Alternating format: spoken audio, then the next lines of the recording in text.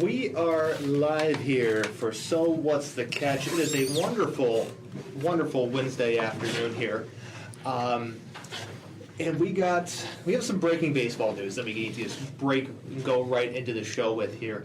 Now, if you're not familiar with them, Ryan Spader at the Ace of Spader on Twitter unleashed a tweet storm this afternoon, which is just throwing away accusations of mass cheating across the sport. So I'm going to go ahead and just read this tweet storm because you just need to hear it, then digest it, then we'll get through it, right? Mm-hmm.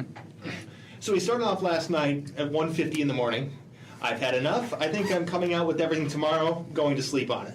Then he followed about 2 hours ago. Everything that I'm about to say was verified by more than one player. I do not mean to burn anyone, and I love baseball. I've just had enough of the BS. The Royals were the first team with a full analytics and video department close by their dugout, doing so in 2015, their World Series championship year. How they used it, I do not know. The Yankees had cameras in left, center, and right field, all pointing at the pitcher's glove rather than the catcher to pick up his grip. Then he showed Aaron Judge's splits from home and road. Aaron Judge at home hit .312. On the road, he hit .256. The Dodgers had an employee who was caught setting up cameras at Minute Maid Park wearing an MLB polo shirt when he should have been wearing a Dodgers polo during the 2017 World Series. This one hurts to say, my favorite player ever, Chase Utley, was the biggest cheater of all time. For more reasons than just this. As insane as this sounds, I've heard this from multiple players. Adrian Beltre had a buddy with binoculars in dead center who would wave a beater or an undershirt if he was getting something off speed in 2017. Adrian Beltre's batting average at home that year, .362. On the road, .271. An almost 100-point difference in batting average. Everything Aaron Kratz already said about the Rockies, I'll get to that in a second. And the Astros sign-stealing method all came from Carlos Beltran, the New York Yankees, and the Texas Rangers. Now, the thing he said in related to Eric Kratz was that he accused the Rockies of sign-stealing during the 2018 NLDS. Kratz pointed out the only runs the Rockies scored in the entire series were 2 runs in the 9th inning of one of the games in Milwaukee. Brewers pitchers held them to almost nothing in the 3-game series. So, yeah, that's a lot to digest. So the first thing I want to address is with Chase Utley, because for me, he's not just a cheater because of that. I think you know where I'm going to go with this. Go on. This when he slipped, I think it was 2015 NLDS, Mets, Dodgers. Mm-hmm. He slides into second, completely ruins the ankle, I believe it was, a Mets shortstop Ruben Tejada. Yep. So he's also a cheater for that. Oh, that led to one of the most viral clips of all time of Terry Collins saying that their A-word was in the jackpot now from a game following that year when they were playing the Dodgers again. But looking into this, it's just like, yeah, everyone's cheating. Well, who is this guy making these tweets? Oh, Ryan Spader. He is an MLB reporter and analyst. He's someone who's just outside of like the baseball world. Yeah, I haven't heard of him before, and I generally keep up with baseball more than anything. So he's not like a Buster Olney or a Ken Rosenthal. He's like that next tier of people, but he's very much connected. Yeah, trustworthy. Oh, yeah, trustworthy. Yeah. He has the check mark next to his thing on Twitter. So. He's verified. He's got the check mark. He's verified. So that means he's verified. Well, I'm just wondering because I wonder what kind of response the people accused are gonna have to this. Nothing's come out yet. I mean, I've been looking nonstop ever since you showed me these tweets, and nobody's saying anything about it. I wonder if they're even talking about it on MLB Network yet. I tried to look, and I couldn't get MLB Network yet. See, the thing is with this, that they're going to have to, all the people, either MLB Network or ESPN or what have you, are going to have to go in and find and verify this information. So that's going to take a minute. So not only do they have to find people willing to talk about it, they're going to have to find more than one person to talk about it. Then they're going to have to double-check the information and verify that it's all correct. It's going to take time. It's very easy just to go on Twitter and tweet things out there. Mm-hmm. But Ryan Spader is a credible source of information. Mm-hmm. There's a lot of people that in the sports world that are not. Right. I guess I'm just wondering how it's all going to unfold now. I mean, like, the Royals won that World Series in 5 games against the Mets in 2015. Mm-hmm. But that playoff run they had was amazing. Like, if you remember, like Game 6 against the Blue Jays in the ALCS. So, and I enjoyed watching that Royals team. So, if this does come out to be true, which it certainly seems like it. It's basically, hey, do you like an MLB team? Hey, guess what? They're cheating. yeah, You know what? Eddie Guerrero, here in the Berserk box. Eddie Guerrero's in the Berserk box? No, but you know what Eddie Guerrero says about cheating? what? You ain't cheating, you ain't trying? If you're not cheating, you ain't trying. Well, that was something I wanted to bring up too. Is if you just consider this as a given, say it's obvious cheating in baseball, Yeah. and we've obviously seen cheating in other sports, football with stuff we've talked about before, like the Patriots. So, I guess the question is, how do you feel about this? Is cheating something that bothers you like it bothers me? Because I still see it as a moral issue. It still bothers me when I see it. I've said before my feelings about Bill Belichick. So I guess I'm just wondering, like, how do you feel about this overall? I'll let you go first on this one, and then I'll jump in. For me, if it was just another team that was just exposed to have an Astros-type garbage can video thing situation, it would be one thing. But this is just basically saying, hey, here's all the teams that cheated, and it's basically everybody. Feels pretty expensive. And so it's not like, I'm just like, I get it. I expected something like this to come out eventually, once the whole Astros thing came out in the end of 2019. Right. But so it was just like something like, what's the next thing? What's the other shoe to drop? You know what I mean? Mm-hmm. And So you think this is the first of many?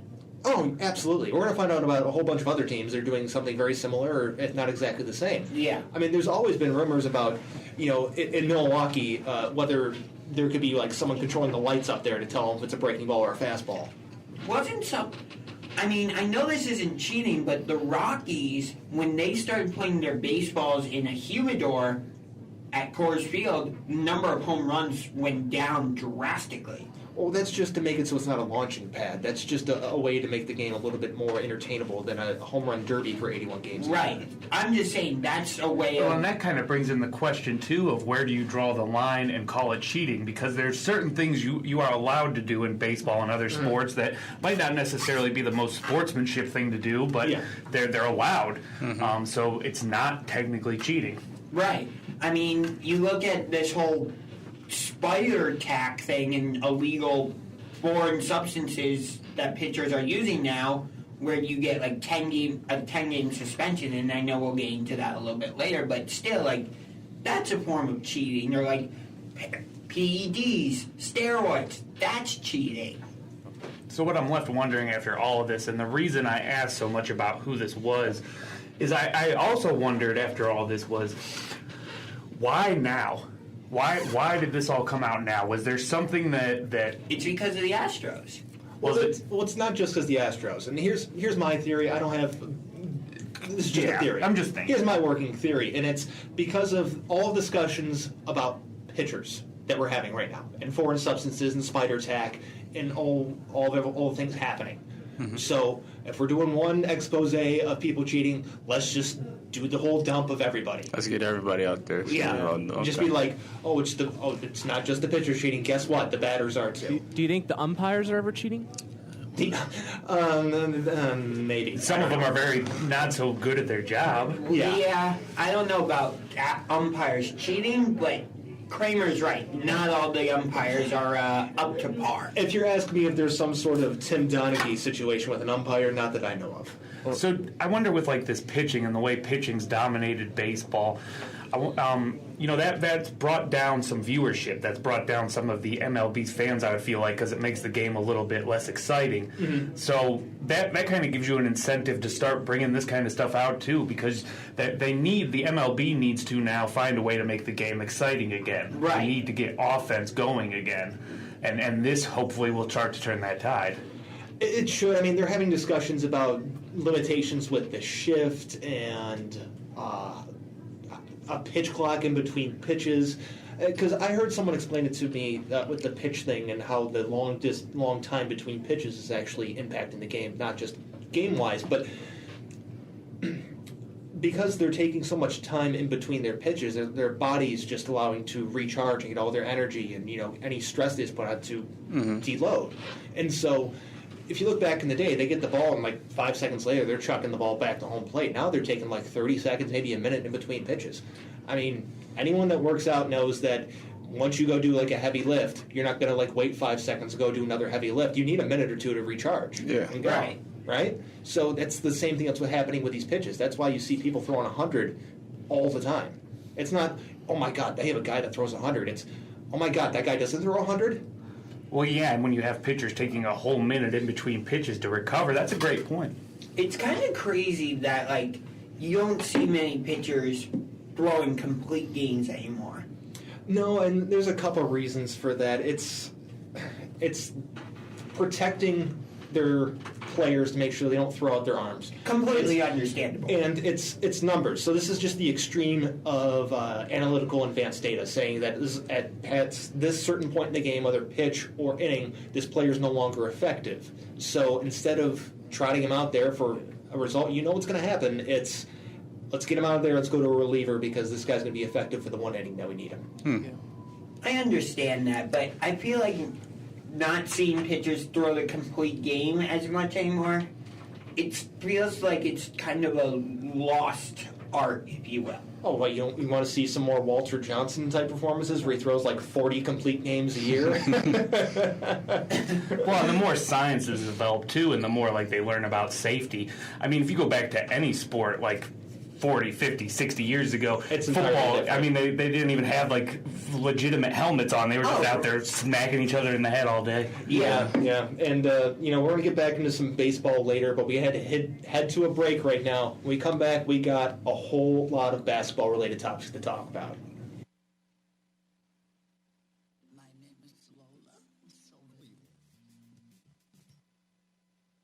We are back here on So What's the Catch on All Sports Cleveland at the wonderful Ohio Media School.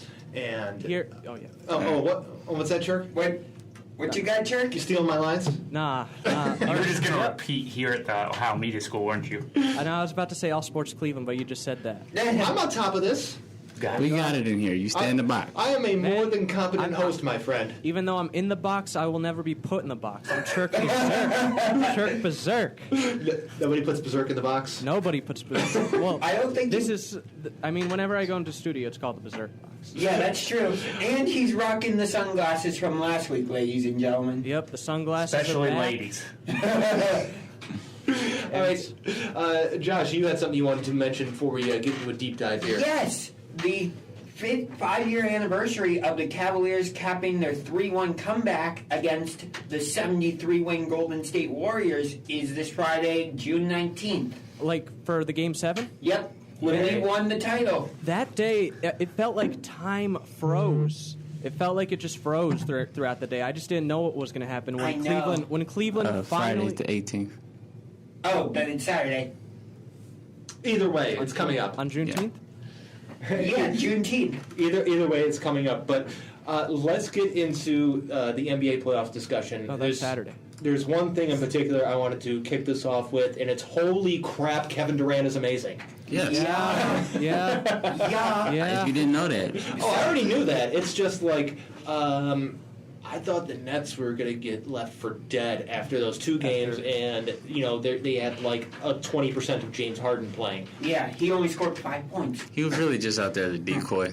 Pretty much. So, I have a question for you, and I've asked this to you off camera and Mike. off mic before. But if Kevin Durant wins a title with the Nets, does that repair his legacy for leaving Oklahoma City and joining the Warriors? I don't think so, but I will respect him. And I think he's one of the greatest of all time, Kevin Durant. What do you guys think? Does it repair his legacy for what he did with Golden State? I can do this very simply. No. No, How come? I just doesn't. I mean, Period. I mean, because they're two totally different things. Okay, is he a great basketball player? Yes. Do I respect him as a basketball player? Yes. Do I think he's a great person? No. I think in some ways he has done some work, though. I think he's done a lot of good things. And so here's what I think ultimately it's going to come down to, and it's that you're going to have to separate Golden State Kevin Durant from the rest of his career Kevin Durant. Yeah.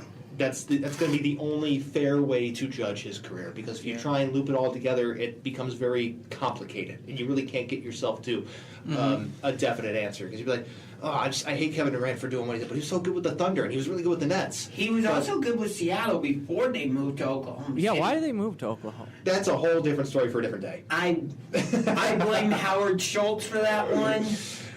But speaking about the Nets, they're up 3-2 over the Bucks. Kyrie is still listed as out for Game 6. Harden is available, which whatever they get out of him is just going to be a bonus. But I see them losing, and then magically Game 7, everybody's healthy. They go on to the next round. That's what I see. I see that too. I think they got really gassed out in that last game. Yeah. Durant was the first player to play all 48 minutes since LeBron a couple years ago when he was in Cleveland. What's going on with Irving? Because I did not see that, but I kept seeing over the weekend LeBron James tweeting about him. He Pretty had bad injury or something? suffered a high ankle sprain in Game 4 against Milwaukee. Yeah. And people were saying, oh, Kevin Durant's going to have to do it on his own. And although Harden was there in Game 5, Durant pretty much did it on his own. Mm-hmm. He pretty much did it on his own. Yeah, Harden only scored, 5 points? If that? Something like that, yeah. He's like 1 for 10. He was 0 for 8 for 3. I know that.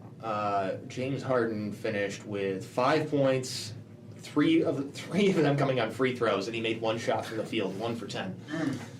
That's a He was remarkable game. He was just out there to keep him worried, because if he got hot or got in a rhythm, it was over. Yeah. Moving on to the game, one of the games today.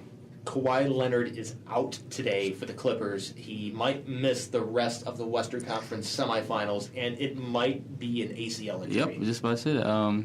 I see Utah winning. I had them winning this series either way, but Same. now they're definitely going to win. I don't think Paul George is going to be able to do this by himself. Is he going to be playoff P today? That's the biggest question. Will playoff P show up? It's so Will hard to say. Playoff P show up? It's so hard to say with Paul George, because he'll have games where it's like, oh, Paul George is looking like Paul George. And then he'll have games where it's like, He looks like Paul George, yeah. I got a question though. Why was Paul George good in his early Indiana days? Like so good in the playoffs. He had to do it by himself. He was just a star. yeah, and also he had a good team around him with Roy Hibbert, David West, George Hill, Lance Stevenson. But Like, that team was better than I think time remembers. Yeah, like since he's left, he hasn't been like the main star. He's taken like the Right. second role. I think. Exactly. I mean, when he was with Westbrook, I thought he was the main star. No, Westbrook No, still was. Westbrook but, was definitely the main star. And, Watch and him I'll now. say and I'll say this about Paul George in Indiana: he didn't get the attention because it's the Pacers. Yeah. Yeah, but they were. You're not Small gonna be- market. It's a small market. You're going to constantly talk about Paul George on the Pacers. If you put him with someone like Russell Westbrook, then yes, you'll talk about him. You put him in L.A., it's L.A. I mean, Yeah. of course they're going to talk about him. But do you remember those epic Eastern Conference Finals the Pacers had against Miami? Yeah, but what's the most memorable clip from that entire sequence, that series? It's Lance Stevenson blowing in LeBron's ear. No one cares about what Paul George did. And Lance Stevenson doing the tap under his chin too. Yeah, true. Yeah, it's all Lance Stevenson. Nobody remembers Paul George in that. Yeah, true. I remember one dunk he did on Chris Anderson. That was about it. Birdman? Yeah. I love Birdman. I agree that Utah is most likely going to win this series now, but I think a huge piece of the puzzle that we're not talking about is Mike Conley going to play for Utah? Tonight, I'm saying for the remainder of the season. I feel, what was it, 2-2? Yeah, 2-2. Okay, so this is how I see it. If Kawhi Leonard is out just for the remainder, Utah wins, Mike Conley comes back in the Western Conference Finals. I'm with you on that. Because I think for Utah to potentially win the NBA Finals, let alone make it to the NBA Finals, they need Mike Conley. Mm-hmm. And I don't think they're going to the finals anyways, but we can get into a little bit of that a little bit later in I'm the iffy segment. right now. Yeah. But just because. we got one more before we get into the other team that's not currently playing right now, and that's Hawks and Sixers. That game. That one I'm kind of torn apart. Like I don't know. I want Trae Young to win because I like Trae Young. I like Ben Simmons too, but that one is a mashup. Embiid's hurt, isn't he? Is he? Yeah. Sure, because Embiid hurt. I don't. I think he is a little bit. Something partial tear in his meniscus, I believe it is. Ouch. Ah, So here's the way I see it: is if Embiid is hurt and limited, that hurts the Sixers' chances because Yeah. it ain't nobody scared of Ben Simmons outside the paint. Okay. and then if you put Thibault out there, it's just nobody else can shoot. So, Right. All first team So I could all defense. I could see the Hawks possibly coming out of this series here, yeah.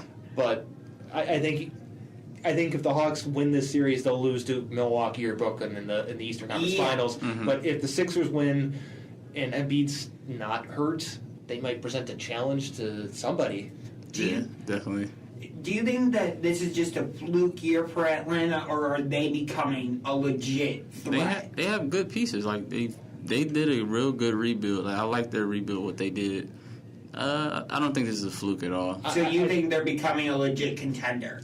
I think they're 1 to 2 years away from being legit contenders. Yeah. I think they're good. They're fun. They're They that still- fun, sneaky team right now. They need another guy. They need someone else to develop a little bit more. Then they'll be legit Because contenders. I still think John Collins has like a couple more years before he's fully developed, Yeah. and they still need a couple more pieces before they actually can like compete against like the Nets Right. or any other finals team. So, Chirk, I got something for you. What's that? If this version of the Hawks were playing the 2015 or 2016 Golden State Warriors, how many? I'm not asking who would win because most likely Golden State would. They would. But how many games do you think that series would go? Didn't you ask us this last week? 8. I think you've asked us this before. Yeah, but, I think you asked. I think you asked this before, and I'll just answer this. That series goes 4 games with Golden State sweeping. We have one more team to talk about. That's the Suns. And holy crap, did something I said yesterday on my radio show come back to haunt me this morning because I declared the Suns the team of destiny yesterday. Then I woke up this morning and I got a little notification, from Shams Charania, and it said, "Oh, Chris Paul entered the COVID-19 protocol, and no one knows when he's coming back." Yeah. And I'm like, well, team of destiny just went out the door. What's the thing? 2 weeks? You got like just of the illness of COVID, right? Something like that. Yeah. It said that they got to do like follow-up testing, and then they'll be able to know how long the isolation period will be. But I'm just thinking, like, how different does the Western Conference look now with no Chris Paul and no Kawhi Leonard? I think it's Utah's conference to lose now. This is where I wanted to say earlier. I still got Utah winning that Clippers series. Suns are obviously already there. Now, you have both Devin Booker, Donovan Mitchell. That's going to be a great matchup. Yeah. Rudy Gobert versus Ayton. Yep. Both of their role players' respective benches. That should still be a good series if Mike Conley and Chris Paul don't play. Yeah. It'll be even, right? Utah, I said this earlier and I'll say it again. In order for Utah to do well in the remainder of the playoffs, Mike Conley needs to be healthy. So I think if either Conley or Paul comes back, one or the other, not both. Yeah. I think whoever gets their guy back first Has the advantage. is the team that wins. Agreed. So unlike the last round, unlike the internet famous friend from last week, there will not be Suns in 4 this upcoming series. Man, No. But I think the Suns still can win it. I think the Suns can still win it too. I mean, hopefully Chris Paul is able to come back healthy and he's able to limit his time from isolation. So my proclamation of team of destiny comes to fruition. Right. I did not think the Jazz had that great. I know Rudy Gobert has great interior defense. I didn't think Ingles and Bogdanovich had that good defense like they were playing on Kawhi and Paul George the other night. Bogdanovich has been a good pickup Yeah. for Utah. I So- like him. I And the think- Suns' defense has really scared me a little bit. Yeah, so that next round is going to be pretty entertaining. We got to head to a break. When we come back, we got more basketball because this is a basketball-heavy episode here. So what's the catch on All Sports Cleveland?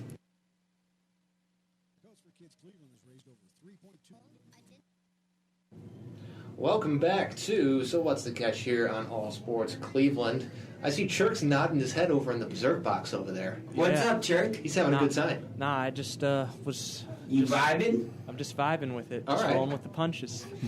Okay, so Chirk's vibing, all right. so we got another punch for you on that subject, and it's that Donnie Nelson, the general manager with the Dallas Mavericks for 24 years, and is stepping away.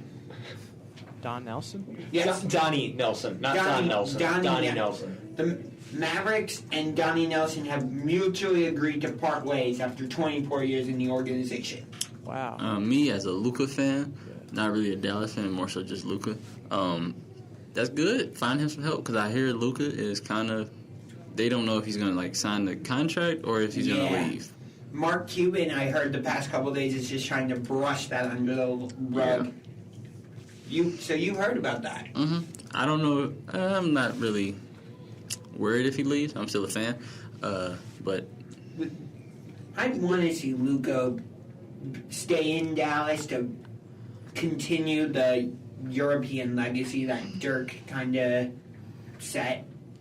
So the one thing I'll say on this is that I'm getting very, very strong LeBron and Cleveland first round vibes in this whole thing. mm-hmm. Yeah. There's rumors that Doncic might leave, and then they make the GM change. yeah. If the new GM that they get doesn't, I don't know, mesh well with Luka, and we find out about it or stuff doesn't go, I wouldn't necessarily be surprised, but I would like to see him stay in Dallas because I would too. I don't like to see star players bounce around all that much. So, you know where he could bounce to? If you say Cleveland, I'm gonna Come backhand here you. to Cleveland, man. No, Not Luka, Stop. That's a step back. Him with Garland. That's a great combo. That's a step back. Jesus, we have a, A better step back chance of playing three-pointer with that we're Porzingis going to than we the do finals. Doncic. That's what it is. On We're the not going subject to the of- finals. On the subject of the Cavs, I think we should try and somehow get C.J. McCollum to come to Cleveland. I don't know. Interesting bit of history on that Donnie Nelson dude. He, 2 decades apart, was the widely credited for scouting and the acquisition of both of your European players, Dirk and Luka. Because I know Definitely a successful guy. Do you And think we could think the Cavs could get this guy, the scout? Donnie Nelson? Yeah, The GM? yeah. I don't know. Does it really matter? I don't know. Yeah. I would say with the Mavericks though, they are facing a tough summer because I heard Porzingis Wants to is leave. unhappy. Yeah, because he thought he was going to be like a co-star with Luka, and that didn't happen. Let's be real here. Porzingis is he's damaged goods. Yeah, Okay, kind of fragile. He's fragile. He's a big man who isn't a big man. He made me mad like And last game they played. he has no agility. His knees are shot. Yeah. So So I don't know. He has the athletic ability of Kevin Love, but he's 8 years younger. I like some of the pieces the Mavericks have, though, with Tim Hardaway Jr., Brunson, Jalen Brunson, Nova Nation baby, the White Powell. I like the map. Dwight Powell, yep. They just need some different pieces. Yeah, Josh Richardson, I think, is good for the Mavs. They have some nice pieces, but they just don't have the right chemistry for some reason. Is that Carlisle? What about Rick Carlisle? Is it Is that- Carlisle's problem? Is it Carlisle's fault? No, I don't think I so. don't know. I like Rick Carlisle. He's been a pretty good coach everywhere he's been. Yeah. Indiana, Detroit, and he's been in Dallas for the longest part of his career. Wasn't he part of Mouse at the Palace? He might have. Yeah, I think he was. Carlisle. Yeah, he was a fan that threw the stuff at Ron Artest. No. Meta World Peace, actually. Yeah, At but the time, it was Ron, though. the rest Yeah, of the time true. it was Ron Artest. Yeah. Moving on, we had some other news earlier today. Speaking with possible issues down the line with star player Stan Van Gundy out as the Pelicans head coach. After one season. Do you think? What does that mean for them? Honestly, it's just that was not that big of news for me. I mean, it's just. I think Stan Van Gundy's time as a coach is done. Yeah. Honestly, Yeah. at this point. I His think he last. should have stopped after Dwight. No, in he's, Orlando. I didn't mind him going to Detroit for that brief period. Yeah, I Because agree. that team was just in a constant state of just wandering the wilderness of not being able to find an identity. And they had one for a minute, but, Now they're back. now they're back to, Wandering the woods. I mean, Yeah. Dwayne Casey's an alright coach, but Yeah. He won Coach of the Year their for the roster, Raptors. their roster just needs a whole bunch of help. Yep. Is what they need. They've had some bad drafts, some bad free agent acquisitions over the past Yeah, decade. they had They had- stars. They and just wanted to leave. and they wanted, the players that were there, they just didn't develop properly. The ones that were good. I still remember that 2004 squad with Detroit. Ben Wallace, Rasheed Wallace, Rip Hamilton, Chauncey Billups. How old were you? Tayshaun Prince. God, 2004? You forgot about Tayshaun Prince. Yeah, Tayshaun Prince. You're 24, right? Yeah, I'm 24. I'm So 24. you were like 7. Yep. Okay. Okay, I was 16, living in Michigan at the time. I was going to 4. Pistons games on a regular basis. Oh, wow. At the Palace. Funny story. Me and my dad actually had tickets for the Palace game, but he had to go out of town, so we weren't able to go to that game. The universe works in weird ways. Sometimes it does. Actually, it's probably better that we didn't go to that game. Continuing on the rundown of basketball news today, Scott Brooks in Washington has parted ways, so the Wizards are looking for a new coach. Not surprised. But I think Westbrook stays because him and Scott Brooks have a really good relationship. I don't know. The Wizards have just been, I don't know, wizarding. I don't know. I don't know how else to describe it. If they were wizarding, they would be winning games, wouldn't they? Wizarding is not a good term. Oh. You know how people used to call it, like Brownsing for the Browns? Pulling a Browns when you. Yeah. Wait, before we continue, can we say the Pirates are pirating? Because they're. Yeah. You can say that. We have a Browns topic coming up, right? Yeah, we do. All right, because I have something to touch back when we get back to that. Yeah, when we have football coming up in the next segment. This one's we're rounding out some basketball stuff. Yes, it's not like getting it all knocked out. Well, the right at once. wizarding. It seems like for every team, because we were talking earlier, it's just funny you brought that up, Josh and I, about how the Pirates are that team for baseball, pirating. Yeah. And for the longest time, the Browns were. We can dive in that in the next segment. Pirating. But what do you think the Wizards are going to do? I mean, it's been questions about like Rebuild. what do they do with Bradley Beal? Is Bradley Beal going to resign? Yeah. I don't think so. I don't think so. I think he's gone. Because Ethan Norwood has been trading Bradley Beal for like 3 years now. Yeah. I mean, if he does resign, he's just going to immediately ask for a trade afterwards. Or try to do maybe sign and trade. They'll probably work a sign and trade with somebody, honestly. I just hope he doesn't go to the Lakers. I feel like that's probably the designated spot for him. Actually, no. That'd be a great spot. You're going to say Cleveland again, aren't you? I'm tired of him saying Cleveland so much. Like, Sure, nobody wants to come here. Sure. Everyone wants to come to Cleveland. Sure, Kelly. It's what's popping. Sure, if you're going to say Cleveland, make it at least a realistic player. Okay, yeah, Beal's maybe not realistic. Yeah, but realistic players are include like Alex none of Caruso the and people TJ you McConnell. said are realistic. You don't think we got the cap space? It's not about cap space. Do they want to come here, and what's the point of signing them? I mean, Do they want to live in Cleveland? I mean, I know I don't. Have you ever seen a Cuyahoga sunset?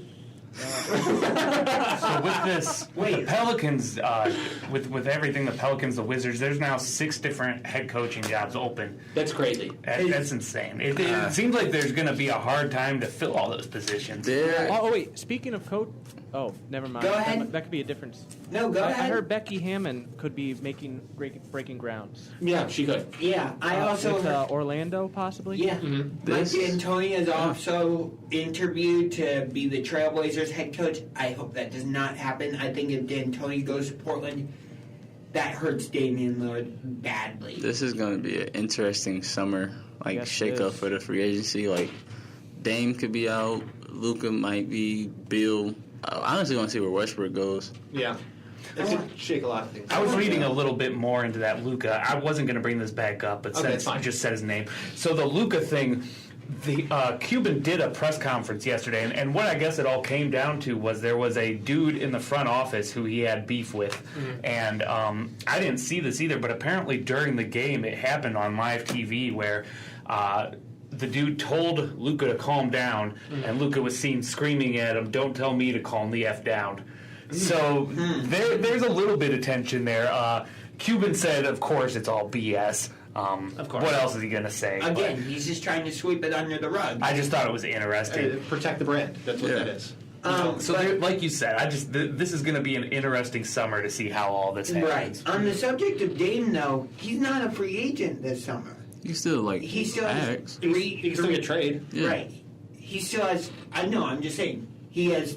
I'm just clarifying that he's not going to be a free agent. If he's going to leave Portland, it would be through a trade. Yeah. Because he has, I think, like 3 years left on his contract, something like that. You still got Kawhi, who could also X out, too. Yeah, exactly. So, I mean, there's going to be a lot of movement. There's going to be a lot of movement this year. It's going to be very, very interesting. I'm looking forward to it. Speaking of movement and changes, LeBron James changed his number back to 6. Wow. Yeah. What do you guys think? Yay? Why? Yeah, why? I just don't get it. He wanted to do it when Anthony Davis first got traded, so he could get 23 to Anthony Davis. But Davis has rejected that. well, what happened was they're like, okay, you can do it, but you got to buy out all the backstock of all the LeBron James 23 jerseys, and it would cost him like $20 million to do or something like that. Some outrageous number. He's like, okay, well, I'll just wait.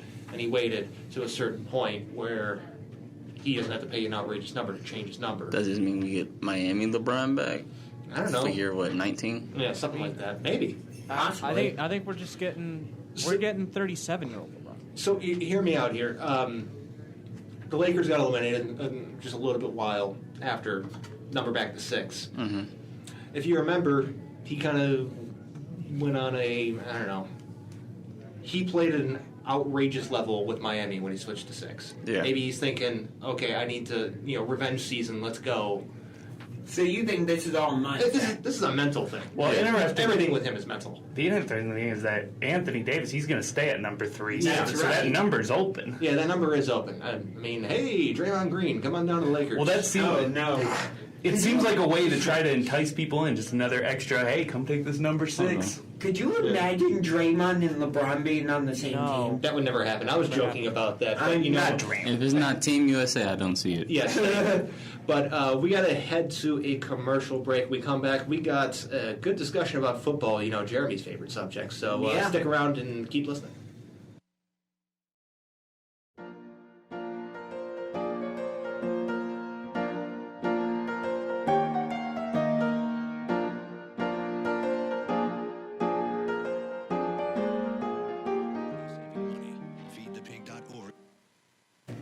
We are back here on So What's the Catch, and I have some breaking news from the desk of Adrian Wojnarowski. LaMelo Ball is the Rookie of the Year. What? Oh, Okay. So- I would have went Anthony so- Edwards just okay. because he played the whole season. No, I think that was good for Edwards. Because Yeah, but it's LaMelo. I think it's good for Edwards. Now he has something to prove himself with versus Wiggins when he got it. He just possibly got more. Are you comparing Wiggins to Edwards? A little bit, yes. Edwards is better. At least with Anyways, before we get too deep into this, you have a conspiracy theory. Yeah, for us. yeah, I Let's wanna get get- football. Then we got some I want to get into this. All right, so look, Kramer said last segment, number 23 was up for grabs for anybody on the Lakers. Bradley Beal wore 23 in college. I'm just saying, he's going into free agency, right? He goes to LA, gets number 23. He's back, and he wore number 23 in college because of LeBron, not Michael. So you heard it here first. AJ said it. So what's the catch? Bradley Beal to the Lakers. He's number 23. Yep. Okay. Beal to LA confirmed.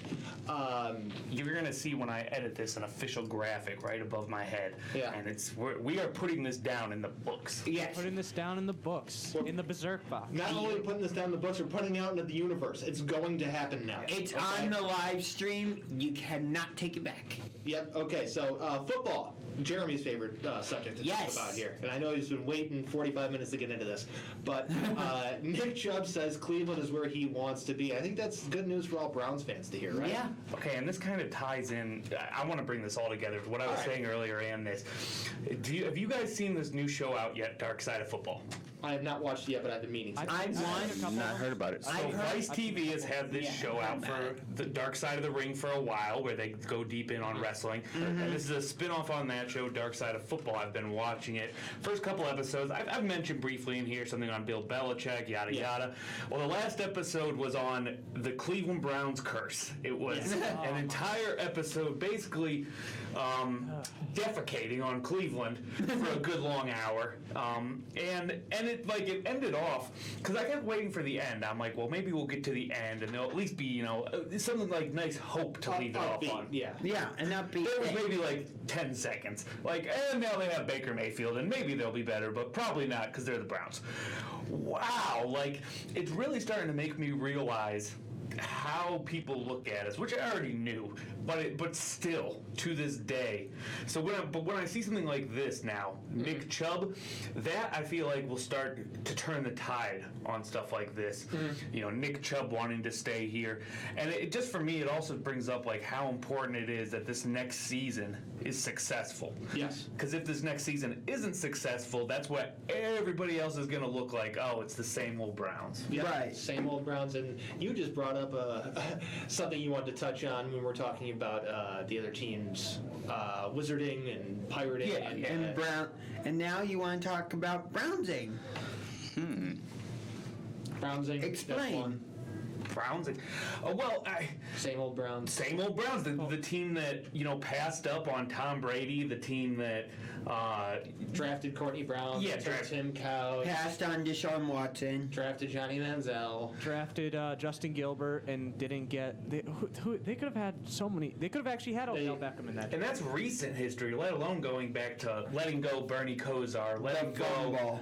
of the fumble and stuff before that, and Bill Belichick coaching here and letting him go. And I mean, you can even go back 60 years and forcing Jim Brown to retire because he wanted to make a movie. The team moving to Baltimore, for crying out loud. Art Modell. it's just crazy to sit back and really see how the rest of the world looks at Cleveland. It's funny because I have a little bit of a different perspective. Since I lived in Michigan for a long time, they have a very similar thing for the Lions. They refer to it as, again, same old Lions, which makes sense because they've been an irrelevant franchise for about 30 years, just like the Browns have been. But in a similar fashion, they have a term for what happens to when players that were good or coaches that were good come to the Lions and then they suddenly become bad. They call it lionizing. That makes sense. Do you ever miss Millen? Oh God! Don't bring a Matt Millen in Matt Detroit. They'll chase you with the with pitchforks. The only player that I can, other than Matthew Stafford, the only player I can remember recently who's been good in Detroit is Megatron. I have one, and Ndamukong Suh. Yeah. Yeah. Isn't he from Ohio? No, Sue? he's from Georgia. He's from Oregon. Oh, he is? I'm thinking of somebody else. I I'm think sorry. he plays for the Buccaneers now, I think. Yep, Super Bowl champion, and Ndamukong Suh. I'm But thinking of going somebody back else. to them Browns and Nick Chubb, how important, we've been over this before, but how important do you think that is? Like, they have to extend Nick Chubb. Yeah, but Yeah. they have to do it with a reasonable contract. Like, I don't want them to give Nick Chubb an Ezekiel Elliott type contract because that contract has clearly bitten the Cowboys in the butt because he's not the same running back he was. Well, the Cowboys have had other issues to deal with, and they're not necessarily Ezekiel Elliott related. Some of that's Jason Garrett related. Some of that is an injury to Dak Prescott. The new one is they hired Mike McCarthy for some bizarre reason. Yeah. But a perfect contract that the Browns should or could or at least attempt to sign to was the extension that the Tennessee Titans signed Derrick Henry to. Wow. Okay, that was a 4-year, $50 million contract. Okay, with an out after the second year. I feel like means- that's a good comparison, too. because Yeah. they're very similar players. The offenses are extremely alike. They have similar roles, same skill sets essentially, and it protects them from being on the hook for a lot of money. Because after this year, the Titans are only on the hook if they were to release them for $6 million. Yeah, I like that deal. So, I had this in the rundown, but we had to make some modifications. The Browns are only going to be playing one home game in the preseason, and it's against the New York Giants. Leading up to that game, Browns and Giants will be doing some joint practices with each other. So, And there was something like that last year, too. wasn't yeah, it? it's They do that happening. every year. Yeah, it's Do you like that teams do that? because it's preseason. If it was in the regular season, I would be flipping out, but I don't mind in the preseason. And also, too, isn't Freddie Kitchens on the Giants Freddie staff? Kitchens is on the Giants. So Yeah. that's who the fight's going to be with. That's Right? really who the fight's going to be with. Dude, we played the Giants last year well, not in New York. It was in New Jersey, and there was no fight. Freddie Kitchens is no Hugh Jackson, though. Like, we didn't leave really on those kind of terms. Yeah, it's different when you watched a coach intentionally sabotage the team at times and attempt to trade for A.J. McCarron for them, the trade only not to go through, thankfully. because of Freddie a Kitchens just copy being machine. a bad coach. Which brings me right back to That was sabotaged on purpose. Get real. Which brings me right back to that Dark Side of Football show, because guess who they had on there talking for a good 15 minutes? Hugh Jackson. Hugh Jackson. Why? Hugh Jackson loves to talk about Hugh Jackson. He loves to talk cannot- about the Browns, okay? He has all these stories about how the Browns screwed him over, but he will not separate himself from that. No. He No. only lives off of that legacy anymore. Yeah, he accepts no blame for what happened. That's why I gave him the nickname the Deflector. He deflects blame to everybody else but him to make himself coming out squeaky clean look like I was done wrong. Hey, maybe you're just an awful coach. Like he was Mr. Hero? Exactly. Yeah. Hero? If John Dorsey was still the GM of Horrible this, commercials. if Dorsey was still the GM of this team, where would we be? Would we have had the success we had last year? No. No. And that's a longer discussion that we can have a different time. But we I'd need like to have that discussion. different time. Yes, I agree. Next subject we have here is the college football playoff might expand to 12 teams, and I hate it. What is I it hate now? it. It's Yeah. 4. Do you make it entertaining or no? No. I think 4 is the perfect number. But here's the thing. We always get the same 3 teams. Ohio State, Alabama, Clemson. I want more variety. I like the okay, so I'm right in the middle of you two. I like the idea, but 12 is excessive. 12's too much because the issue I have is that for teams number 5 and team number 6 that finishes in the rankings, there is legitimate arguments that they could be in that top 4. And that's But why I feel like you could stretch it out to 6 teams. I think 8 teams. Yeah. 8's a I good. still think 8's too much. 6, I could do with 6. 6 1 or and 2, 1 and 2 having a first round bye and they play. And honestly, I think that would be better if they're going to expand it 6. 8's too much. I stand with James on it, honestly. I think 6 is perfect. 6 sounds good. If you look at the rankings over the past couple of years and how college football ended, that 5th and 6th team was always kind of in the mix. They're always kind of good, but once you get further down, you get closer down to 10. It's like You get some flukes. you get like some like 10-2 Michigan State team. It's like, yeah, they had wins, but they didn't play Ohio State this year. Right. Their loss came to Michigan and somebody stupid like Illinois. Your points are completely valid, and I totally understand them, and to a certain extent, I agree. But you're going to disagree because The only reason I'm going to push back is because having 8 gives more teams a chance. Again, that's kind of, but not really. Because again, with the 4, you always seem to get Ohio State, Alabama, Clemson. It's because they're the best teams. and that's why you take it out to 6, and you still have some competition there. I mean, because what this whole conversation centers around is everyone has, this happens every 10 years or so. There's some team that's really good, and they're upset that they're not getting considered for the national title. About 15 years ago was Boise State, and that was a ridiculous conversation then. It's a ridiculous conversation now. A few years ago was UCF. Again, ridiculous conversations. They Those teams- declared themselves national champions. and I declare myself the king of the world. That doesn't make it true, okay? Well, technically, I'm a billionaire. that's- You actually have declared yourself the king of trivia, and we will get back to that. Yeah, we'll get back to that later. But the one thing I will say on this is that if those teams actually played the teams that are in the playoff or the BCS title game, like for Boise State, they would get housed by 50, 60, 70 points. I don't disagree. So where's the entertainment value in that? It's about making it entertaining for you. Who's normally like that 4th through like 16? So it's In teams the like past, it's been Oklahoma mainly. Oklahoma, Ohio State, Wisconsin every once in a while, Washington, Maybe Michigan Georgia. State? Michigan, no, Georgia, yeah. But we got to head to a break before we head to hour 2. When we come back, I know we're talking some more baseball discussion to kick off hour 2. It's not going to be as fun as the first time, but you know what? Stick around. Here on All Sports Cleveland. My name is Lola Silvestri.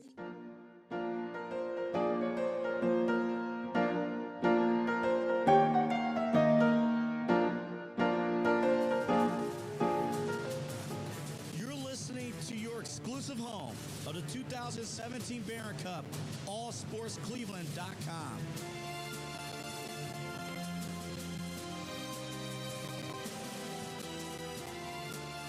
When I was little, I did. Time for Steve Plato and his son Dylan. Anyways, we are back here on All Sports Cleveland. We are So What's the Catch? And we are kicking off Hour 2 just like how we started off Hour 1. That's with some baseball discussion. Quick note here, College World Series, the Oklahoma Sooners and Florida State Seminoles needed only 3 games, but it was the Sooners who won the Women's College World Series. It's their Sooners' 5th national title. The Men's College World Series begins June 19th and is take place in Omaha, Nebraska. Now getting on to some real topics of discussion here. Shane Bieber, Indians pitcher, placed on the injured list with right shoulder inflammation. Their pitching staff is screwed. Yeah. You know who they? Come on, what's your suggestion here? Come on. Who do we draft? Who do we trade for? I mean, Just not Justin Bieber. You should see the look of disappointment on AJ's face. I knew it was coming. I was hoping you maybe want to hear him out. Maybe we could. Maybe the pitchers. I don't know. If you say Max Scherzer, They just need. I think they'll get better over time. But So here's the problem: is that their pitching staff is already decimated to begin with. An organization that used to have a wealth of pitching arms and arms available to them, that's gone. There's no depth there anymore. Yep. Okay. There's no Corey Kluber, Mike Clevenger, Trevor Bauer, Carlos Carrasco to lean on. These were the depth guys for those guys at that time. So. and I saw this happening the whole time because it felt like every time they got rid of one of those pitchers, they'd be like, well, we have such a wealth of pitching. It'll be all right. It'll be all right. But the more they got rid of after Kluber, okay, it'll be all right. And then Carrasco, it'll be all right. It's not all right anymore after you've gotten rid of, a few more. Yeah, so right now our number 1 pitcher in the rotation is Aaron Savali. I like Aaron Savali a lot, but he's no Shane Bieber. no. I'm seeing him play tonight against the Baltimore Orioles. Let's hope we can send the Orioles to an 18th straight road loss this evening. Yep. And officially win the series because this is game 3 of a 4-game series. So they're going to have to lean on a lot of what I referred to in an article I wrote on my website. Check it out. This is believeland.com. What I referred to as unlikely heroes for pitching, because no one's counting on J.C. Mejia or Cal Quantrill or Tristan They pulled up McKenzie. Eli Morgan. Yeah, and they called up Eli Morgan. So these aren't guys that are necessarily starters. Not stretched out to be starters. So only stretched out for a couple innings. And Terry Francona was asked, how exactly are you going to use Morgan? And he said, if I knew, I would tell you. So that's not exactly, something to reassure you. Speaking of pitchers, though, back in early June, Adam Wainwright and Yadier Molina moved into 4th place on the, I forget what list it was off the top of my head. Are you talking about battery? Yes, battery of games played. Yeah, so, those two guys have just been around forever in St. Louis. So, congratulations to those two. But moving on to this next topic, this is kind of building off a topic from last week, and that's Tyler Glass now has a partial UCL tear, and he's blaming Major League Baseball's recent crackdown on foreign substances. And I'm with him on this. Yeah, I'm with him. Because, first of all, he did admit to using a foreign substance, okay? Mm-hmm. But now in his last start, he didn't use any, and now he has an arm injury. And he's blaming the fact that the stuff that he was using to aid in his pitching, he didn't have anymore, so his grip on his hand is changing. It's different. It's putting different pressure points on his arm, which resulted in the injury. So it seems like we're having a huge problem here with pitchers getting hurt. I don't know if Bieber's injury is related, but I wouldn't be necessarily surprised. I don't know, but I think we're going to have a real problem here when it comes to the foreign substances and how they're regulating things. Yeah. Just saying nothing's allowed is going to cause problems. And Carlos Rodon, a pitcher who actually threw a no-hitter against the Indians earlier this season, he gave a quote saying, "You're giving out 10-game suspensions for cheating, but you give the Astros no suspensions at all." That was in response to the punishment for pitchers using foreign substances being 10 games. Which is outrageous. It really is. We all know, everybody knows pitchers have been using stuff to enhance or doctor their pitches for decades. Since the game was invented, okay? People have been finding ways to mess with the ball. Right. And so, whether it's just, some sunscreen or some sunscreen rosin mixture or pine tar, I get the understand for reasoning for trying to crack down on spider tack, and I'll touch on that in a second. But it's this other stuff that has been used and relied upon. So they'll put on their hat, their belt buckle, inside their mitt, on their mitt. I even heard a theory once that it's actually sometimes the catcher puts on the back of their jersey. So that's why you see the pitcher will take his arm sometime in the back of their jersey to get a nice little reapplication of some of the fun, sticky stuff. It's crazy to me to see like how much little things affect pitching though. Like it's such a mechanics-based position to where stuff like that really affects it. And this pitcher talked about, he said, I used to be able to hold the ball like an egg, and now he has to squeeze it, and that squeeze throughout every game is putting strain on his arm because he's out there doing it for an hour or two every night. Just for clarification purposes, are you talking about Glass now? Or Yeah, are you Glass now. Okay. Because we had also quoted Carlos Rodon, so I just wanted to clarify. No, that was a Glass Now quote. But the issue at hand isn't about pine tar or sunscreen or whatever concoction they're coming up with. It's spider tack. And what spider tack is doing that these other substances aren't is that it's increasing the spin rate and the velocity of the ball, but they're losing control of the ball. That's why you're seeing so many hit by pitches this year. That's why they're trying to make this crackdown, is because with sunscreen or pine tar, it's helping them control and command their pitches. They have a better feel. But spider tack, they're generating more velocity and RPM on the ball, and they have no control of it. You started this off saying you agreed with him, and I was kind of on the fence, but the more I read about it, I kind of agree with him too, that this was kind of ridiculous on the MLB's part. And the point that he made was, why in the middle of the season? Yeah, it's the problem right there. Yeah, I don't have a problem with the 100% the rule problem. change, but why in the middle of the season? It's pretty obvious. I don't know why that didn't stick out to me, but it just did. Like, why in the middle of the season? I mean, I couldn't agree with you more in this case, Kramer, because, like, if they had made this change, like, going into next season or at the beginning of this season, I would have been like, okay, fine. You're giving pitchers time to adjust and come up with new strategies. But in the middle of the season, you expect pitchers to just make an adjustment on the fly? That's not how it works. And the real issue at hand is that Major League Baseball keeps changing the baseball every year. So they're using this stuff to get a better grip on a ball that they don't know what it's going to be. They could spend the entire offseason practicing with last year's baseballs, coming to spring training, like, hey, guess what? Baseball's different this year. Figure it out. And right. whether it be higher seams or lower seams or just an overall different feel. Don't you think also that, like, similar to other sports, baseball is trying to bend the rules more towards the offense? Well, I think that goes back to what I was saying earlier, where they need that offense now. They need to find a way. It's become a problem. It's lowering their viewership. Hence why I asked that. And so, yeah, definitely. Sure, were you going to say something? No, I was about to say, would you ever play basketball?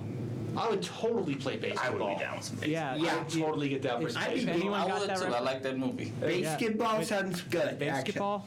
So maybe towards the, I got an idea. Towards the end of the run of this show, we should play a basketball game. Oh, I'm down. And Yes. get it on camera. I agree. We should totally get down for a basketball game. Yes. But I got a hypothetical thing, because we got a couple minutes here. An idea that was floated out by Dallas Braden as a way to change some things in regards to pitching.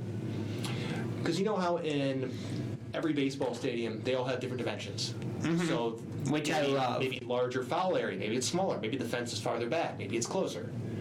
What if they took it one step further and changed the distance of the pitcher's mounds from stadium to stadium? So in one stadium, it's a little bit closer, so your fastball is going to be a little bit quicker. Or maybe it's a little bit back, and you need a little bit more to get your fastball on. Maybe you should rely on more breaking pitches that day. Wouldn't that be fun? Yeah, that would bring a lot of strategy back to the game that sometimes I feel like baseball is lacking a little bit of that strategy. So, That'd be cool, right? yeah, I would love that.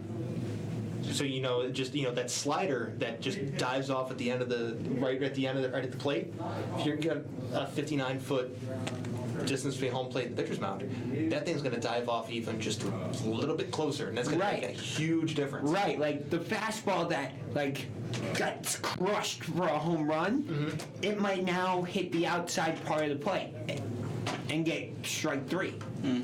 You're a big fantasy baseball guy, aren't you? Yes. Are you worried about how this is going to start affecting your fantasy team with all these pitching injuries? Yes and no. Yes, because my pitching staff and all of my fantasy teams have already been affected. My pitching team. But 2 of my dynasty teams, I have like 15 different pitchers on the injured list right now. But there are a lot of guys that are just sort of those fringe guys, but they've been productive in fantasy, and they've kind of come out of nowhere. Once stuff comes down, and rules change, which they're going to in about 2 weeks or so, that they're going to start enforcing this. I think it's less than a week, or less than 2 weeks, about 10 days, I think. Then you'll see some guys that have been like, where did this guy come from? You see him drop off, be like, oh, okay, yeah, we know you were using Spider Tack, or you were using this to make yourself just a little bit better. So I think a lot of information, a lot of new info will be found out about a lot of these pitchers that seemingly came out of nowhere the past year or two. So, but I think credit to where credit is due to Dodgers pitcher Trevor Bauer, because he called this 3 years ago and nobody wanted to listen to him. He said, hey, this is happening and people are going to certain places and getting more spin. Garrett Cole, when he went down to Houston. You had a little frog in your throat? Just a little bit. But he tried to warn people. They did nothing. He said, F it. You're not going to police it. I'm going to do the same thing too and go get a huge contract. So credit to him and kudos to him for getting paid. Yeah, good job. He won the Cy Young with Cincinnati. He did win the Cy Young with Cincinnati. That just seems like an anomaly, because if you think about Great American Ballpark, that's a hitter-friendly ballpark. It is a hitter-friendly ballpark. And so speaking of hitting, we got to hit to a break. And we come back, we have some talk about some UFC-related info. When I was little, I didn't talk for a long time. I was sensitive to lights and sounds. The home of the NEL Christmas Classic.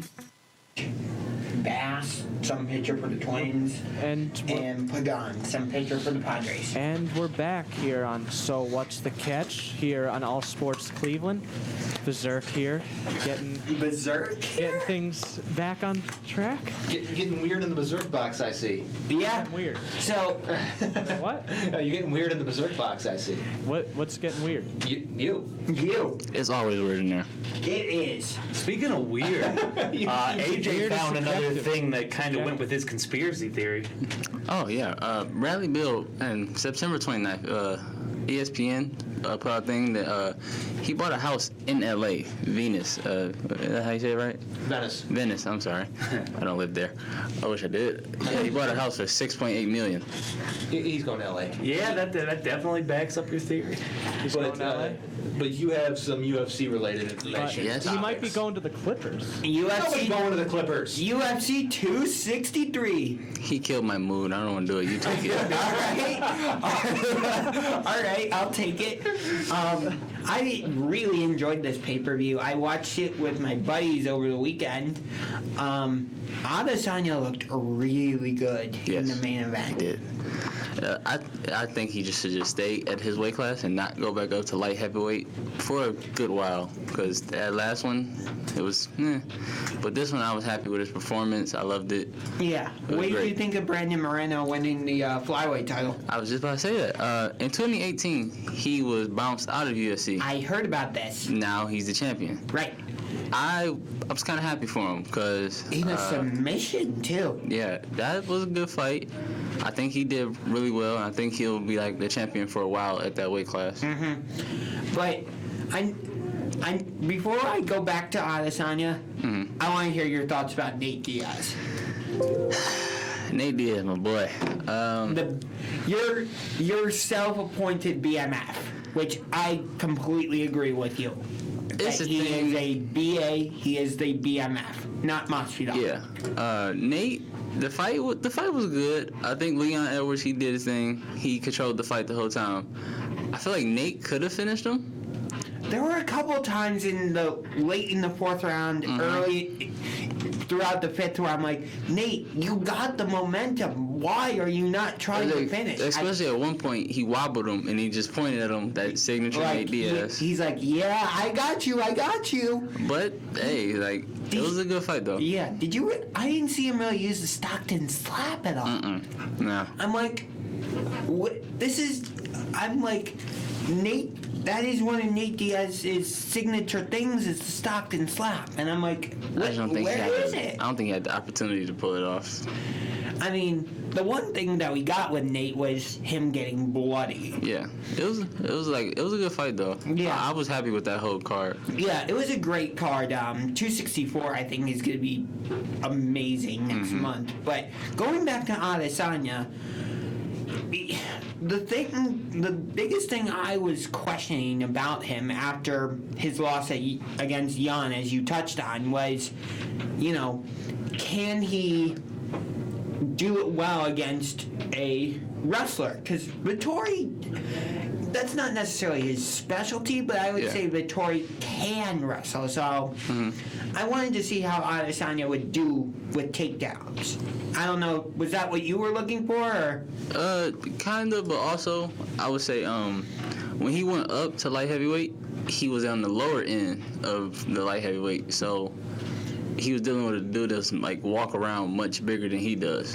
So I think if he ever does go back up in the future, he needs to put on more weight than because he came in at 203, something like that. And the guy he fought was 225, 230 at least. So I would say put on more. But so interesting that you bring that up, because I watched the ESPN post-fight show, and they were saying that Whitaker's the next fight. A rematch with Whitaker is the next fight to make. And then they were saying, after that, what do you do with Adesanya? Because he's pretty much cleared out the middleweight division, so maybe give him, till next March or whatever, and to allow him to put on the weight, put on the muscle, as you suggested, and give him a second crack at 205. That's exactly what he needs to do. I see him beating Whitaker if they fight again. Yeah, I agree. I would say take that time off. Basically do what John Jones is doing. Yeah. John Jones went from 225, now he's at 255. Yeah. Take that time off. You think that fight with Ngannou is actually going to happen?